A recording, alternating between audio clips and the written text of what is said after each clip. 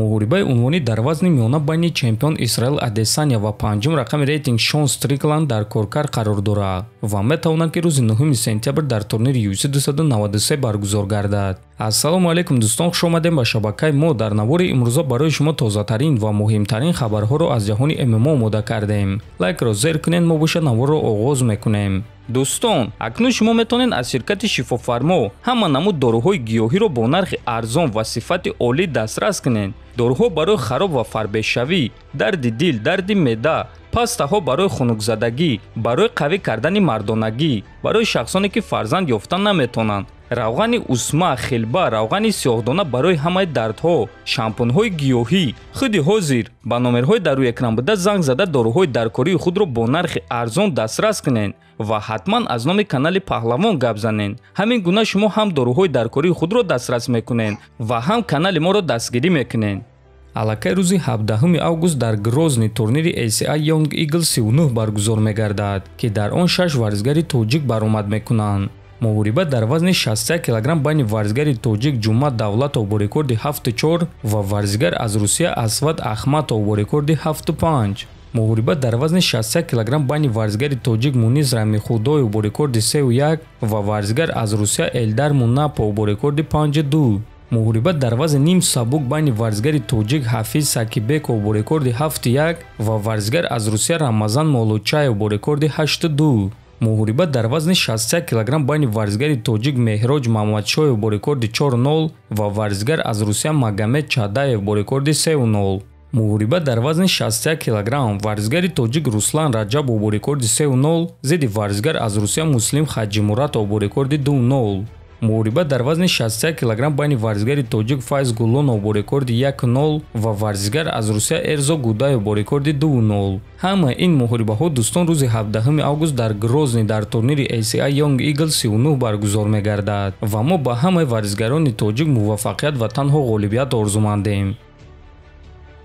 менеҷери Ҷастин Гейҷи Али Абдулазиз оиди визови Конор Макгрегор ба Ҷастин Гейҷи фикрашро баён кард.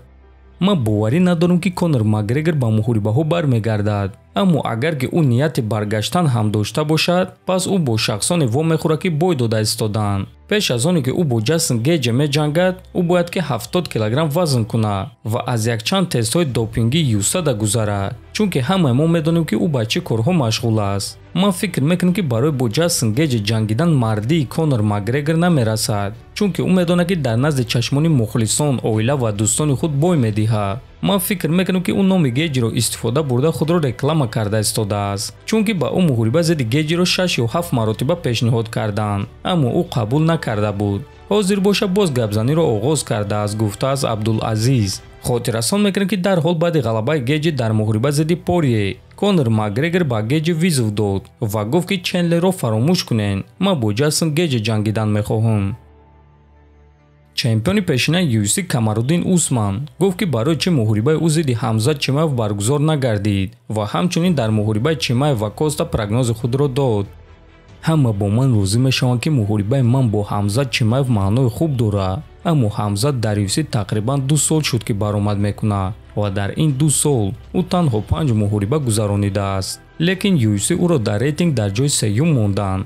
ӯ бо як ҷанговар аз рейтинг ҷангидааст, аммо ба ин нигоҳ нокарда UFC ӯро дар рейтинги вазни мо дар ҷои сеюм монданд. ман дар рейтинги вазни 77 кг рақами якум ва ман барои муҳориба зидди ӯ розӣ шудам. ман розӣ шудам ки бо ӯ дар любой макон муҳориба гузаронам, лекин ӯ гуфт ки ман 77 кг вазн кардан намехоҳам, ба вазни 84 кг баро, то ин ки бо ман муҳориба гузаронӣ. маро гӯш кун, ту ба ман, ба чемпиони пешинаи ин вазн, ба якум рақами рейтинги ин вазн мегӯӣ ки ман бояд барои ту шуда ба вазни миёна баром? ту худат кӣ?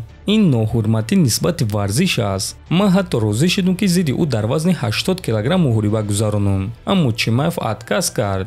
барои ҳамин UFC ба ман гуфтанд ки ин корҳо ягон маъно надорад ва онҳо гуфтанд ки барои Ҳамзат дигар рақиб меёбанд. фикр мекунам ки дар вазни миёна баромад кардан барои Ҳамзат осон нахоҳад шуд. агар ки Пауло Коста бо формаи хуб ба ин муҳориба барояд, пас Чимаевро муҳорибаи вазнин интизор аст, гуфтааст Усман. хотиррасон мекунем ки Ҳамзат Чимаевро муҳориба зидди Пауло Коста интизор аст ки муҳорибаи онҳо рӯзи 21 октябр дар Абу-Даби дар турнири UFC 294 ба нақша гирифта шудааст ва дар вазни миёна мегузарад. дӯстон, ба фикри шумо чаро бисёри ҷангварон мегӯянд ки Ҳамзат ба онҳо аввал визов медиҳад, аммо баъд барои муҳориба розӣ намешавад? ба фикри шумо онҳо дурӯғ мегӯянд ё ин ки дар ҳақиқат Ҳамзат ин корҳоро мекунад? Метавонем фикротонро дар комментария нависен. Ҳатман дар канали мо обуна шавен. То боздид, хонободу сарбаланд бошен.